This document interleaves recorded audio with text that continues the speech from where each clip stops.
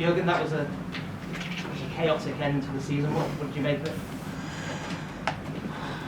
Top start, outstanding finish, in between. Yeah, so let me start with the most important. I really thought we felt from the first second today, but Southampton is really a good club. Like when you see the people with all the, you'll get relegated, which is obviously the worst. What you want to happen. And then the atmosphere is like the atmosphere was. I have to say that's pretty special. Like that a lot. But then we are tuning up, and you know that these players Southampton players want to pay back to these people, and we let them just open the door for a really talented offensive team, like with the counter-attack, with the speed they have. I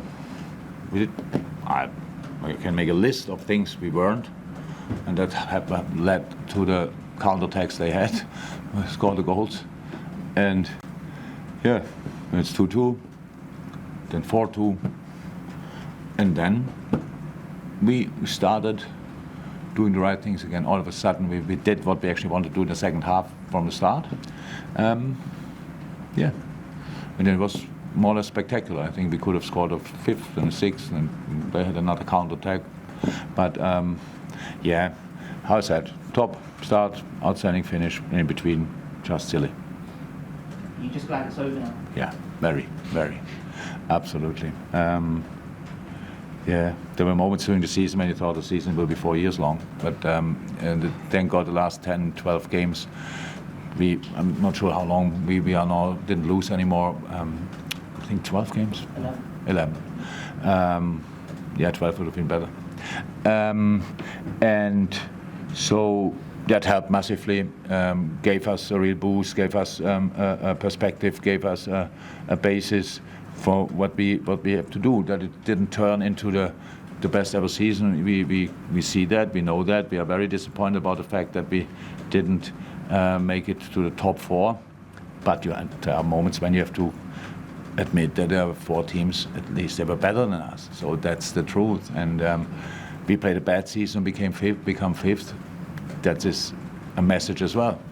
Imagine we are more our normal selves, which we absolutely will be again next season, and that will we will be a contender again. That's how it is. And yeah, and the last 11 games then helped us to realize that again, because before that it was obviously from a consistent point of view a season very difficult to understand. We understood how we came into the situation, but there were so many moments when we thought, now we sorted it, and a week later we saw, not yet. So that was the problem. And yeah, that's it.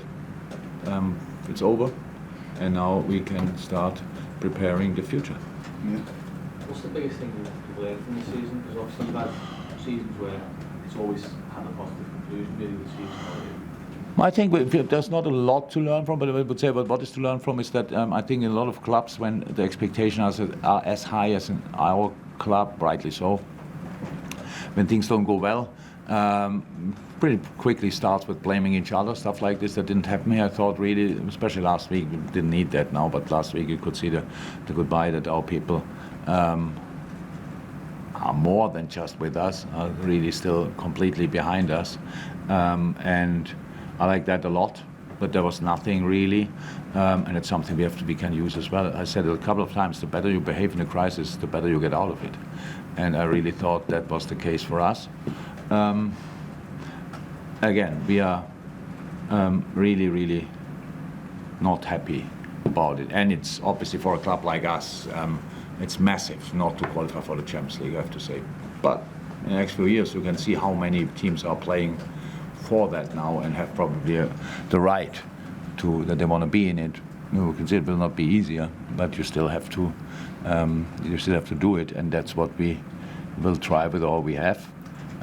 If we improve, we are all of a sudden, and what we will do, we are all of a sudden again a team nobody really wants to play against, and that's what we have to become again.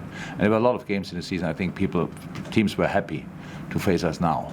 And that's actually the worst thing what can happen to you. And I hated these moments. But that's over now, and now let's start again. it has been a long season with the World Cup and everything else. Is there any sense that you think that you'll be better after a break, you personally? Yeah. Look, it's okay. We all need a bit of luck, and we've had actually the opposite in a very bit. So, like today, you could see the influence of Diogo Jota not available for most of the season.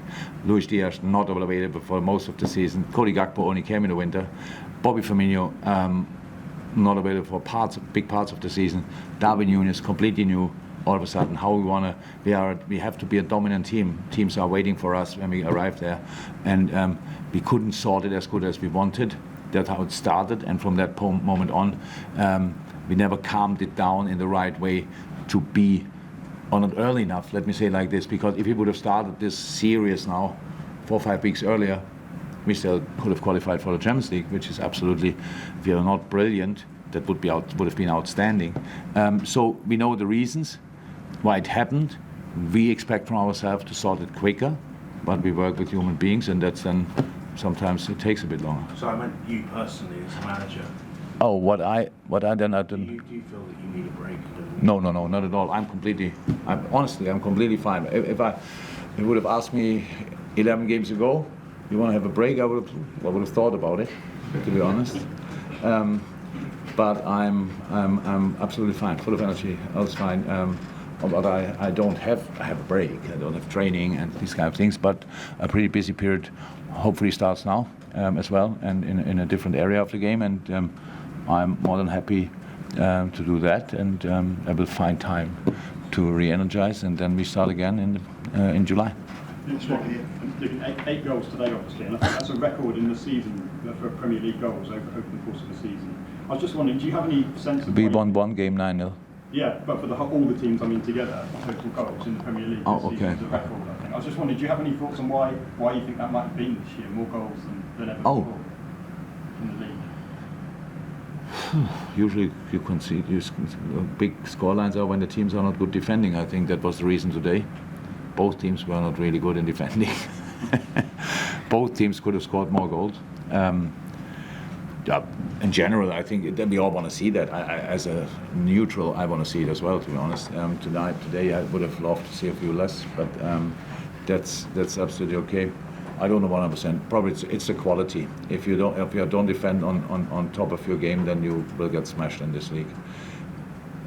Let me say it like this: we saw today. It's not my job, obviously, to analyze the Southampton season, but I saw a lot of games, and I liked what I saw. Really talented team.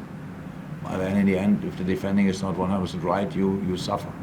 It was today the same. You saw how skilled they are. My God, the kids came on. I'm not sure they are shaving their face already. They're really young, and then give them a little bit of space, and they go through. They have speed, they have technique, they have so many skills. But in the end, it's all about scoring more than the opponent. That's not always possible. That's why you better concede not that many. The league is really good, I have to say, and that's probably the main reason for it.